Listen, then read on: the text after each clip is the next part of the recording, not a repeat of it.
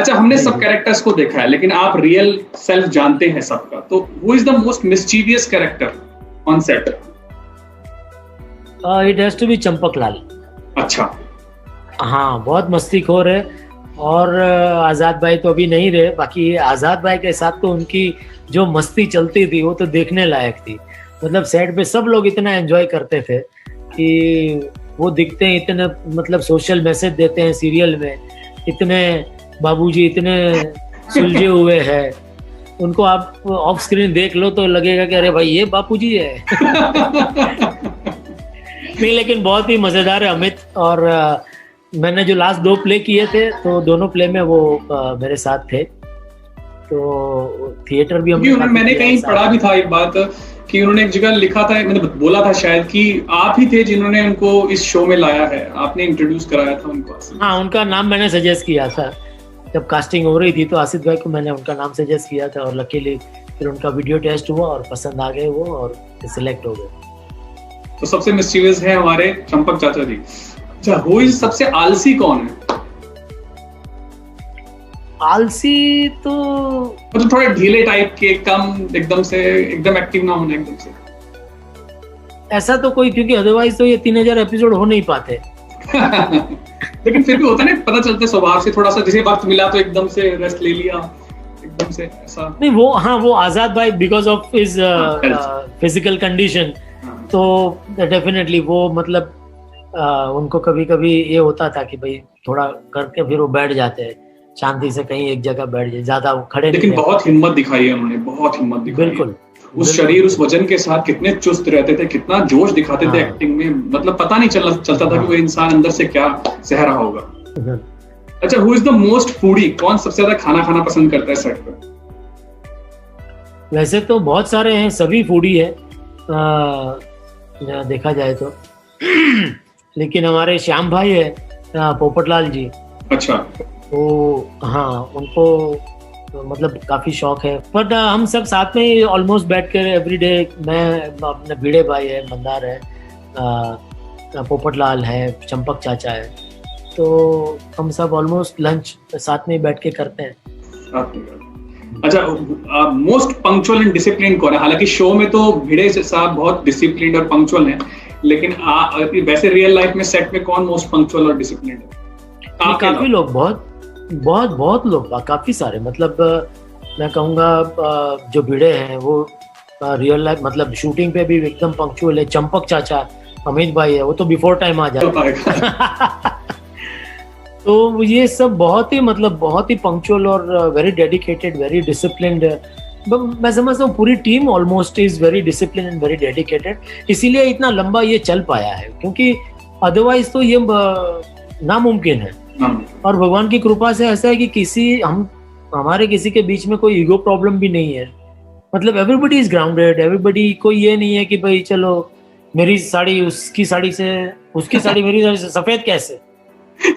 तो ऐसा कोई वो नहीं है कि भाई, मतलब इतनी लेडीज आर्टिस्ट होने के बावजूद आमतौर पे झगड़ा वहीं से शुरू होता है कि भाई किसी का मेकअप या ड्रेस या उसको लेकर के छोटी छोटी चीजों। बट टचवुड ये हमारे यहाँ इतनी मतलब सुलझी हुई है सारी लेडीज और पूरी टीम कि कोई इस तरह के कोई झगड़े है ही नहीं। अच्छा, लेकिन जो हालांकि हर किसी का कैरेक्टर कॉमिक है इसमें, लेकिन फिर भी रियल लाइफ में सीरियस कौन है? जैसे शो खत्म, मतलब शूट खत्म हुआ, एकदम से अपने मूड में आ गए तो सीरियस इंसान है, मतलब गंभीर इंसान है बहुत। गंभीर तो नहीं, ऐसा तो कोई है नहीं कि भाई शूट खत्म हुआ और सभी, हाँ, everybody is very jovial and मतलब खत्म हुआ मतलब सब रियल लाइफ कैरेक्टर, मतलब जो शो के कैरेक्टर है रियल लाइफ से मैच करते हैं सबके, मतलब सब ऐसे जोवियल हैं। हाँ, जोवियल तो डेफिनेट, क्योंकि कॉमेडी में अगर आपकी खुद की पर्सनालिटी अगर जोवियल नहीं है तो आप आपके काम में कैसे उतार पाएंगे? तो क्योंकि वो सीरियस बंदा तो फिर वो कॉमेडी नहीं कर सकता, मुझे नहीं लगता कर सकता है, क्योंकि आपको भी कॉमेडी की समझ होनी चाहिए ना। आप भी अगर आपके ऊपर किसी ने जोक क्रैक किया तो आपको भी हंसी आनी चाहिए। अच्छा, अब अगर आपको इन सब कैरेक्टर्स के बारे में एक लाइन में बताना पड़े रियल लाइफ में, भिड़े, तो क्या कहेंगे भिड़े जी के बारे में? अय्यर साहब मतलब रियल लाइफ में भी आपकी अय्यर की बनती है या शो जैसा ही चलता है? नहीं नहीं नहीं, अरे बिल्कुल बिल्कुल बनती है, बिल्कुल बनती है। कोई मेहता साहब तो एक वर्ड में तो उनको का मल्टी फेसेटेड पर्सनालिटी है, तो एक वर्ड में उनको बांधना मुश्किल होगा। सोडी, पोपटलाल जी। पोपटलाल जी वो भी क्या कहेंगे, he is also again dedicated, very very serious with his work.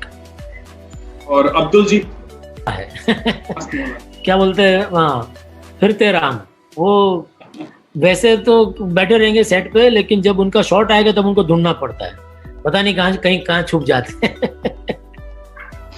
अच्छा, और माधवी भिड़े जी। माधवी जी अगेन वेरी। सुंदर मामा, जिनके बारे में तो आपका शो में बड़ा उनके बारे में क्या? सुंदर मामा वेरी डेडिकेटेड है वो भी बहुत, और वो आपको शायद पता है, पता नहीं, but by profession is a sculptor. हाँ, मैंने देखा, मैंने फॉलो किया। हाँ, इंस्टाग्राम में मैं हैरान हो गया उनकी आर्ट और उनके स्कल्पचर्स देख के, बहुत ही खूबसूरत बनाते हैं, तो बहुत ही टैलेंटेड है वो। अच्छा, और नट्टू काका और बागा के लिए क्या कहेंगे आप? नट्टू काका और बागा तो बस, नट्टू काका तो क्या कहेंगे, हमेशा वो मतलब उनके दिल में किसी के लिए कोई बुरा है ही नहीं, मतलब सबका लिए वो अच्छा ही सोचते हैं।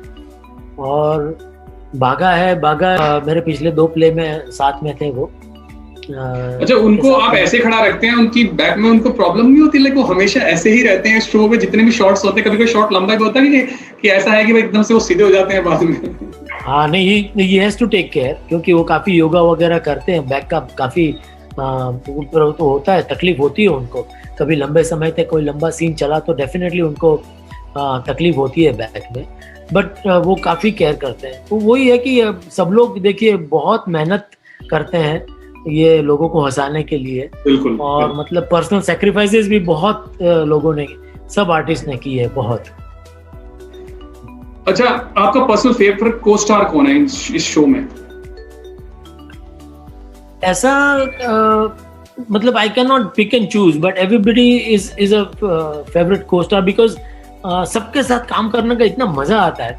और आई वुड डेफिनेटली ये मैं जरूर कहूंगा कि जब हम सबका एक साथ में सीन होता है ना, जब मतलब सीन में सभी लोग होते हैं, वो दिन मुझे बहुत अच्छा लगता है कि एक तो मैं सबसे मिलने का मौका मिलता है। अदरवाइज क्या होता है कि 2-2, 3-3 आर्टिस्ट का अगर सीन होता है तो हम सिर्फ 2-3 लोग ही होते हैं सेट पे, बाकी लोग नहीं होते। लेकिन जब पूरी टीम जब एक साथ जमा होती है तो एक फेस्टिवल से माहौल होता है, और तो आउटडोर शो भी ज्यादा मजा आता होगा, सब साथ होते हैं। आउटडोर, हाँ बिल्कुल बिल्कुल, ज्यादा आउटडोर हुए नहीं है, पर ये हमारा जो ये गोकुलधाम सोसाइटी का सेट है वो कोई आउटडोर से कम नहीं है, वो आउटडोर ही है। अच्छा, आपको हाँ या ना में जवाब देना है। जो जलेबी फाफड़ा आती है वो आप शॉट के बाद नहीं खाते?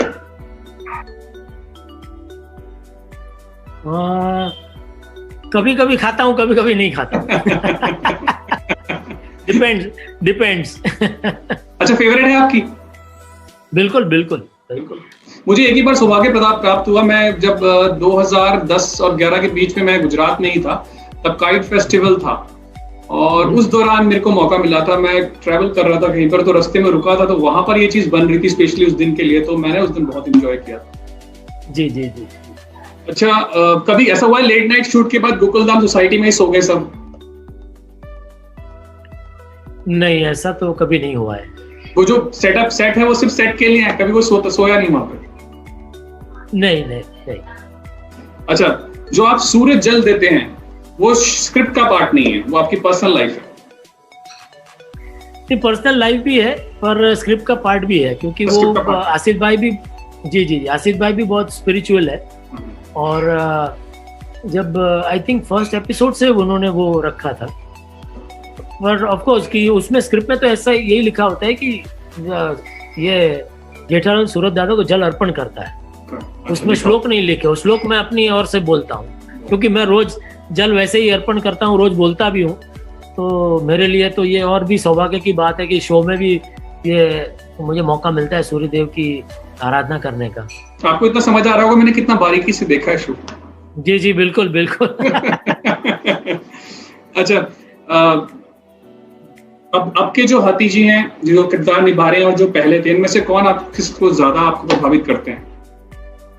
एक्चुअली जो निर्मल जो अभी जो आए हैं, ही वॉज द ओरिजिनल हाथी। अगर आप पहले एपिसोड सबसे 3-4 महीने तक उन्होंने किया, फिर because of some personal reason he had to leave the show and फिर अभी वापस देखिए उनकी भी कुंडली कितनी गजब होगी कि उनका वापस आना, और वो भी इतने सालों के बाद और उसी रोल में।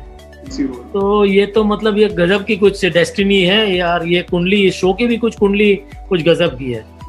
तो दोनों के लिए आप कंपेयर नहीं कर सकते आप?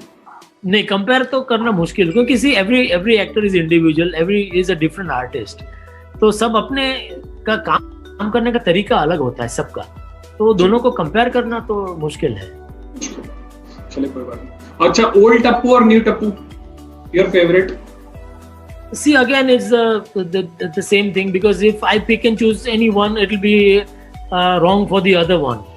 So everyone, see, देखिए इसमें क्या होता है कि हर कलाकार नहीं, ट्यूनिंग के बेसिस पे अगर मैं कहूँ, अगर आपकी ट्यूनिंग के बेसिस पे कहूँ तो फिर क्या कहेंगे? नहीं, ट्यूनिंग तो दोनों के साथ मेरी बहुत अच्छी, ये भी राज के साथ भी अच्छी ऑफ कोर्स, और भव्य के साथ तो इतने साल मतलब हमारे सामने ही बड़ा हुआ है, वो बड़ा हुआ है बिल्कुल। तो वो एक बॉन्डिंग जो है वो तो डेफिनेटली वो एक स्पेशल बॉन्डिंग रहेगी ही, उसको तो आप नकार नहीं सकते। बट राज भी थोड़े से टाइम में, वो भी बहुत अच्छा लड़का है, बहुत ही वेल बिहेव्ड, वेल मैनर्ड है, तो उसके साथ भी बहुत अच्छे से, वो भी अच्छे से हमारी टीम के साथ घुल मिल गया है, बहुत अच्छे से सेट हो गया है। तो उसके साथ भी मतलब कोई इसे दिक्कत नहीं आती है कोई सीन करने की, मतलब मजा आता है। बट डेफिनेटली वी मिस भव्य कि इतने साल का एसोसिएशन रहा है, तो बट राज भी बहुत अच्छे तरीके से सेट हो गया है हमारे इसमें फैमिली में। अच्छा, ये जो गड़ा इलेक्ट्रॉनिक है, ये रियल लाइफ में किसकी है? ये सेट का पार्ट है या नहीं? It's an actual shop. तो ये खार में है, खार डांडा में, और उनके जो ओनर है बहुत ही मजेदार इंसान है, और वो भी इतने डाउन टू अर्थ है। और जब भी हमारी शूटिंग होती है वहाँ पे, तो पूरा दिन वो दुकान बंद रखते हैं। तो इसके पीछे भी कोई कहानी कि पर्टिकुलरली वही शॉप अपने लिए कोई पहले जान पहचान थी, या कोई सेट तो मतलब किया जा सकता था? हाँ, पर ये उसको मेंटेन करना मुश्किल होता है ना, कि लाइव आपको ये टीवी सारे चल रहे हैं, तो ऐसा सेट, क्योंकि इस दुकान के सीन तो क्या है, बहुत कभी महीने में 3-4 दिन आए तो आए, ऐसा डिपेंड्स ऑन द कहानी, ऑन द स्टोरी। तो पूरा लंबे टाइम तक सेट मेंटेन रखना मुश्किल हो जाती है। अच्छा, कुछ क्वेश्चंस आपके पर्सनल लाइफ के, are you a morning person और late night person? Late night person. Late night person? मुझे लगा नहीं, मुझे लगा था मॉर्निंग बोलेंगे। हाँ, but I love early mornings. तो जब भी ऐसा मौका मिलता है, मतलब I love early mornings, I love to see sunrise. तो जब भी मौका मिलता है, जबकि ये अभी तो फिलहाल 7 बजे की शिफ्ट होती है रोज हमारी, तो 5 बजे तो उठना ही पड़ता है, तो बहुत ही मजा आता है सनराइज, अलग अलग सनराइज देखने का। अच्छा, थिएटर, टीवी और फिल्म, अगर मॉनेटरी चीज हटा दी जाए तो सबसे दिल के आपके करीब क्या है? Definitely theatre. कोई एक ऐसा कैरेक्टर जो आप सच में प्ले करना चाहते हो? नहीं, मैंने कभी ऐसा इस तरह से मैंने कभी सोचा नहीं है, क्योंकि मैंने हमेशा भगवान ने जो मुझे दिया वो मैंने अपनाया और उसको करते गया। कभी मैंने ऐसे प्लान नहीं किया कि अरे ये रोल मिल जाए तो मैं इसको ऐसे करूंगा, तो वो मिल जाए तो ऐसे करूंगा। तो कभी प्लान नहीं किया कभी कुछ लाइफ। अच्छा, खाली वक्त में बुक रीड करते हैं कि मूवी वॉच करते हैं? डिपेंड्स। अब तो सत्संग आ गया आपकी जिंदगी में, तो आप सत्संग। हाँ, बिल्कुल। तो जब भी वक्त मिलता है तो मैं प्रमुख स्वामी जी का जीवन चरित्र है वो मैं पढ़ता हूँ। और भी कोई अगर शूटिंग में भी, लंच में भी, कभी अगर हम लोग मान लो कभी मैं अकेला हूँ, मतलब और कोई आर्टिस्ट नहीं है उस दिन, तो मैं मोबाइल में यूट्यूब में खाना खाते वक्त भी थोड़े प्रवचन सुन लेता हूँ। तो इस तरह से थोड़ा सा वक्त का भी मतलब सदुपयोग हो जाता है। कभी आप पॉलिटिक्स ज्वाइन करेंगे फ्यूचर में? क्योंकि मैंने आपको देखा है कि आपने राजस्थान में बीजेपी के लिए कैंपेनिंग की थी 2018 में। नहीं, पॉलिटिक्स तो मेरे बस की बात नहीं है। बट ये है कि किसी ने अगर ऐसे वो होता, कोई जान पहचान वाले होते और अगर जिनको अभी हम मना नहीं कर सकते ऐसा होता है तो, but I try and avoid, मतलब ये कैंपेनिंग भी, because it's very tiring and very difficult also. Road show करना है 5-5, 6-6 घंटे धूप में तो जाना वगैरह। बट हाँ, जब भी कोई ऐसा होता है तो, बट ना, I am not, politics is not my cup of T. जब गुजराती फूड और मराठी फूड, अब तो कितने साल हो गए महाराष्ट्र में रहते हुए, तो विच फूड यू प्रेफर? नहीं, ऐसे तो आई प्रिफर ऑल फूड, मतलब मेरे को केरला का फूड भी अच्छा लगता है, साउथ इंडियन भी अच्छा लगता है, गुजराती, राजस्थानी। गुजरात का आपका जन्म और महाराष्ट्र में आप रह रहे हैं, तो इन दोनों में अगर चूज करते हो तो कौन सा फूड आपको ज्यादा पसंद है? नहीं देखिए, वो तो डिपेंड करता है। अभी देखिए, आप हर रोज तो एक नहीं खाएंगे ना, मतलब रोज आपको कुछ अलग अलग तो पसंद आएगा ही आएगा। तो उसमें से एक चीज सिलेक्ट करना कि हाँ नहीं ये दोनों में से तो मैं यही खाऊंगा जिंदगी भर, वो तो पॉसिबल है नहीं ना। अच्छा, नरेंद्र मोदी जी से आप मिले हैं और गुजरात से ही हैं वो भी, तो नरेंद्र मोदी से मिलने के बाद उनके जीवन की कोई भी 3 चीजें जो आपको बहुत प्रभावित करती हो, या कोई भी एक चीज जो बहुत प्रभावित करती है? नहीं, एक तो देखिए, सबसे जो चीज है कि जो उनका जो डेडिकेशन है और जो मेहनत वो कर रहे हैं, वो मतलब इट इज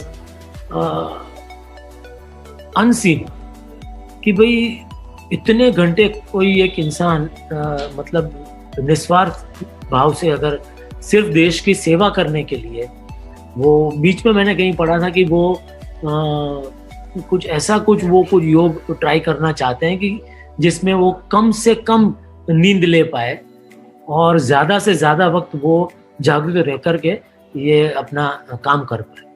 तो ये थॉट ही मतलब आमतौर पे किसी इंसान को, मतलब नॉर्मल इंसान को तो आ ही नहीं सकता कि भाई मैं सिर्फ दिन का 1 घंटा सोऊं और बाकी के 23 घंटे मुझे देश के लिए काम करना है, देश की सेवा करना है।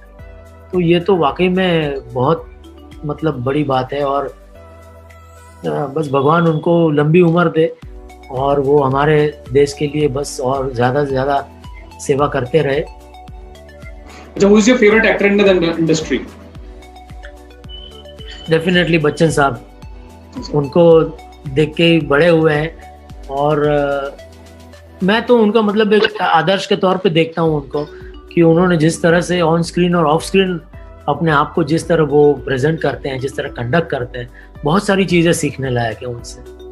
कि मतलब इतनी ऊंचाई पे पहुंचने के बाद भी इतनी ह्यूमिलिटी, इतना हम्बलनेस, मतलब ये बहुत मुश्किल होता है, बहुत ही मुश्किल होता है।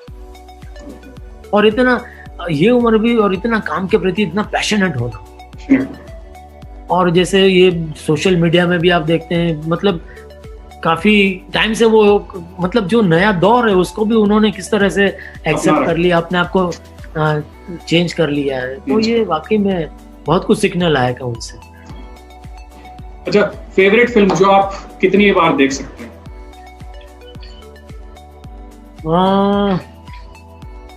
ऐसी तो मुझे लगता है शोले है, और सागर एक फिल्म है रमेश सिप्पी साहब की, वो भी मुझे बहुत पसंद आई थी, उसके गाने, क्योंकि आर.डी. बर्मन जी मेरे फेवरेट है और किशोर कुमार, आशा भोसले जी, ये 3 का कॉम्बिनेशन तो कांट गो रॉन्ग। अगर आपको पास्ट में जाकर कुछ बदलने का मौका मिले तो ऐसी क्या चीज होगी जो आप बदलना चाहेंगे अपने बारे में? मेरे बारे में मैं बदलना ये चाहूँगा कि मैं जिस तरह से बचपन से मैं एक्टिंग करते आया हूँ, साथ साथ में अगर मुझे संगीत की भी तालीम अगर मिल जाती और मैं एक्टर के साथ साथ एक अच्छा गायक भी अगर बन पाता, तो सोने पे सुहागा हो जाता। तो ये बस एक रंज है कि मैं अच्छा गा नहीं पाता हूँ। किशोर कुमार की तरह अगर मैं, सबको मुकम्मल जहां नहीं मिलता। बिल्कुल बिल्कुल। लेकिन ये बात है कि ख्वाहिश तो है आपकी, बहुत अच्छी ख्वाहिश है कि बात है कि एक्टर के साथ अगर आप सिंगर भी होते तो एक डबल। बिल्कुल। अच्छा, एक आखिरी सवाल, नियर फ्यूचर में हम आपको किसी और प्रोजेक्ट में देख सकते हैं, या आपको कोई प्रोजेक्ट आता है जो आप मना करते हैं बिकॉज आप 30 दिन तो इसी में शूट करते हैं फिर भी? हाँ नहीं, प्रोजेक्ट आते तो है, लेकिन अभी जब तक ये चल रहा है तारक मेहता, तब तक तो I will definitely I am dedicated to Tarak Mehta, because I am still enjoying it, I am loving it. इससे बेहतर एक कलाकार के लिए और क्या हो सकता है कि इतना शूटिंग का इतना बढ़िया माहौल, इतने अच्छे प्रोड्यूसर, इतनी अच्छी टीम, एवरीथिंग इज और इतना लोगों का प्यार, इतने लोगों के आशीर्वाद, तो इतना सब कुछ जब मिल रहा है तो वो छोड़ करके मैं कहीं और अगर कुछ और ढूंढने जाऊं तो फिर तो थिएटर वाले कलाकार के साथ बेईमानी हुई। हाँ